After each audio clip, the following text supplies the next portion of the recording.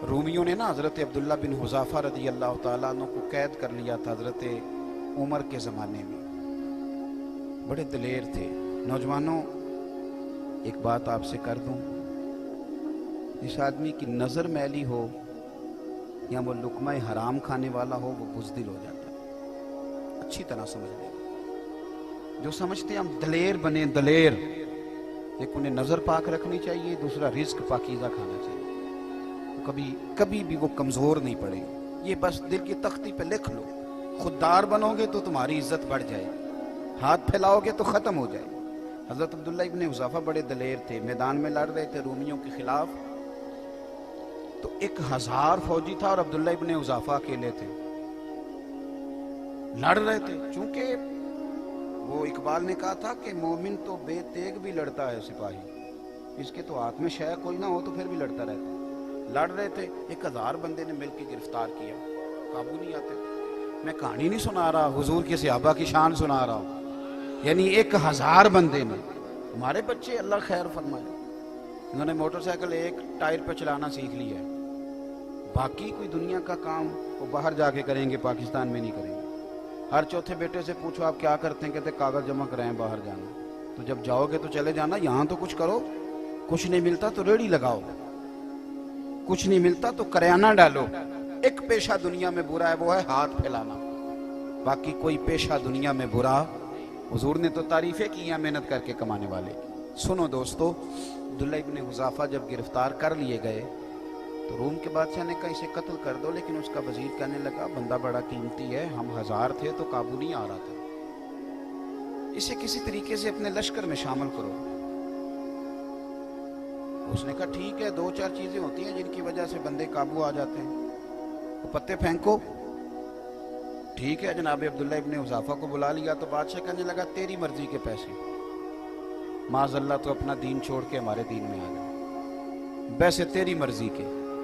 تو حضرت عبداللہ ابن حذافہ چاروں طرف عیسائی ہیں روم کے، اور اب جکڑے ہوئے ہیں زنجیروں میں.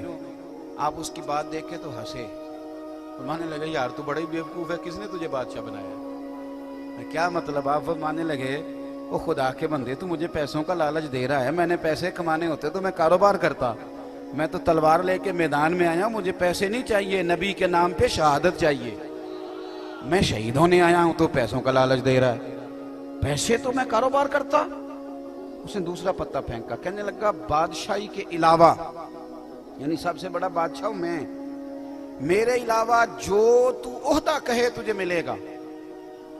پارٹیاں بدل نہیں جاتے لوگ ایک وزارت کی وجہ سے. 5 سال کسی اور کی تعریفیں، اور چھوٹی سی اشارہ نہیں ہوا تو پھر فوراً سجدہ صاف کر جاتا ہے. وہ کہتے ہیں مجھے تو پتہ ہی نہیں چلا. کتنے دن؟ پورے 5 سال کوئی پتہ نہیں چلا. یہ کمزور قومیں ایسا کرتی ہیں. نظریاتی لوگ اس طرح کے، شرم آتی ہے اس طرح کی باتیں کرتے ہیں. جو نظریاتی لوگ ہوتے ہیں وہ بکھاؤ مال تھوڑا ہوتے ہیں. میرے بھائی غور کیجئے گا. کہنے لگا میرے علاوہ جو عہدہ تجھے چاہیے ملے گا. آپ پھر مسکرائے. فرمانے لگے یار تو مجھے کس عہدے کا لالچ دے رہا ہے؟ میں نبی پاک کا صحابی ہوں، اور حضور کے صحابی ہونے سے بڑا دنیا میں عہدہ ہے ہی کوئی نہیں. صحابہ تو وہ صحابہ تھے جن کی ہر صبح شام ہوتی تھی. خدا کا قرب حاصل تھا، نبی کی دید ہوتی تھی. اب اس نے غصے میں کہا اس کو قید کر دو، کل اس کا فیصلہ کریں گے. نوجوانوں غور کرنا، یہ ہے عقیدہ توحید و رسالت کے ماننے والے لوگ.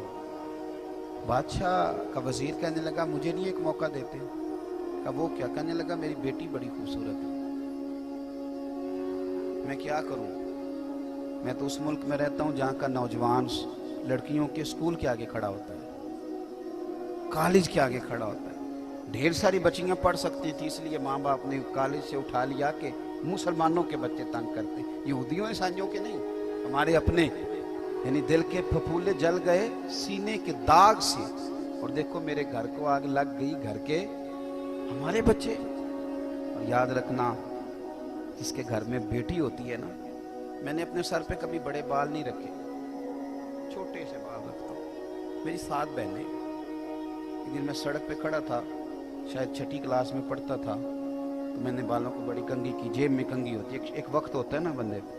میں کنگھی کر رہا تھا تو میرے ابا جی भैंसों का चारा लेके आ रहे थे, तो एक बात उन्होंने मुझे सड़क पे बुला के कही। मुझे कहने लगे, पुत्र कंगी शंगी करके ना निकलिया कर, मेरी 7 तियां नहीं। अगर तू किसी के घर देखेगा तो पता नहीं क्या बनेगा। वह खत्म हो गई बात, कभी बाल ही नहीं रखे, खत्म हो गई बात उसके बाद, और कभी ख्याल ही नहीं आया। ये आप अपना घर महफूज करेंगे अगर आप किसी के घर की हिफाजत करेंगे। भाई, हज़रत अब्दुल्ला इब्न हुज़ाफ़ा के बारे में वज़ीर कहने लगा, मेरी बेटी बड़ी खूबसूरत है। रात को सजा संवार के बेटी कमरे में भेज दी, लेकिन सैयदना अब्दुल्ला बिन हुज़ाफ़ा सारी रात नफल पढ़ते रहे। इधर देखो मेरी तरफ, ये काम नामुमकिन नहीं, थोड़ा मुश्किल ज़रूर है। आपके ज़हन में बन जाए ना कि ये चीज़ हराम है, यहाँ क्लिक हो जाए, तो उसके करीब जाते बंदे को क्या आती है, लुत्फ़ नहीं आता। आप गोश्त खा रहे थे, 2-3 लुकमे खाए तो बड़ा मज़ा आया, तो फिर किसी ने बता दिया ज़कात के पैसों का है, उसका मुंह में जायका बदल जाता है कि नहीं। चलें एक और मिसाल देता हूँ। आप खा रहे थे, बड़ा मज़ा आ रहा था, तो किसी ने कान में कह दिया हराम जानवर का है। पहले मज़ा आ रहा था, लेकिन जब उसने कहा हराम जानवर का है, तो क्या शुरू हो जाती है ना, उल्टियाँ आने लगती है ना। क्यों? कि आपके ज़हन की यहाँ फिट हो गया है कि हराम चीज़ खाई जा सकती।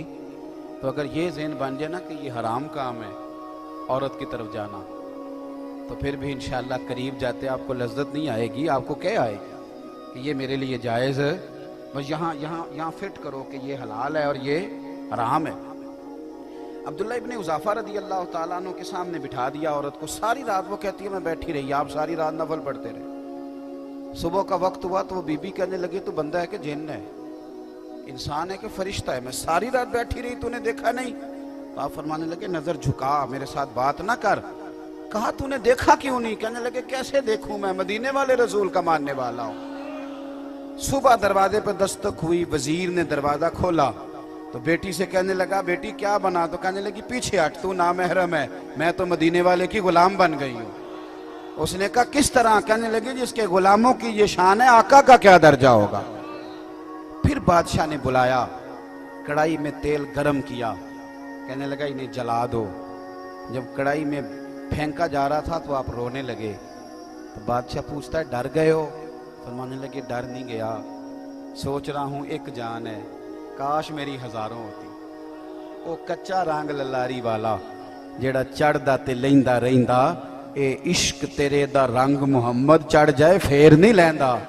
हज़रत अब्दुल्ला इब्न हुज़ाफ़ा रदी अल्लाह ताला अन्हु की ये बात सुनी तो बादशाह कहने लगा, एक शर्त पे छोड़ता हूँ, मेरा नहीं दिल करता कि तेरे जैसे बंदे मारे जाएं। फरमाया शर्त क्या है? कहने लगा, चल यार कुछ ना कर, ना तूने पैसे लिए, ना ओहदा लिया, ना औरत के चक्कर में आया, ना मौत से डरा, इस तरह कर, मेरे माथे पे एक बोसा ही दे दे, मैं कभी कह सकूँ। आप फरमाने लगे, चलो ये बात काबिल कबूल है, ये कर लेते हैं। अकीदा तौहीद और रिसालत आपको जवान करेगा, आपको तगड़ा करेगा। आप तो हर वक्त के मोमिन हैं, मोमिन की तो सांसें भी चलें उसके रास्ते में, खालिस उसकी रजा में, तो उस पर भी अल्लाह अजर अता कर। तो अपने आप को मजबूत करें, अपने अकीदे को, अफकार को मजबूत करें। जब ये मजबूत हो जाएगा तो ज़िंदगी आसान हो जाएगी, आपका उठना बैठना चलना आसान हो जाएगा। दुआ करता हूँ जो मैंने कहा मेरा अल्लाह कबूल फरमा ले, जहाँ भूल गए अल्लाह हमसे दरगुजर फरमाए। अभी प्रोग्राम जारी है, आप मेरी बात सुने, क्योंकि महफिल अल्लाह रसूल के नाम के है ना जी, लोग तो आते जाते रहते हैं और हम शख्सियात के नहीं नज़रियात के कायल हैं। तो मेरी गुजारिश है कि आप बैठें, इतना अच्छा पंडाल सजा हुआ है, जो खिताब होने जा रहा है उसको भी सुने। शाह साहब ने गुफ्तगू शुरू कर दी, मैं अगरचे ज़्यादा बैठ नहीं सकता, लेकिन आदाब होते हैं। फिर मैंने कोई ऐसी बात करनी मुनासिब नहीं समझी, मैंने उनकी बात सुनी। तो कुछ चीज़ें ऐसी होती हैं जो सुन लेनी चाहिए, कोई अर्ज नहीं होता। अपने बुज़ुर्गों का एहतराम इंसान को बड़ा करता है, छोटा नहीं करता। तो मेरी आपसे गुजारिश होगी, मेरा ख्याल है कि बहुत लंबा नहीं, कोई घंटा सवा ज़्यादा से ज़्यादा प्रोग्राम चलेगा, तो आपको दुश्वारी नहीं होनी चाहिए, आपको बैठना चाहिए। अल्लाह आपको सलामत रखे। आखिर दावा।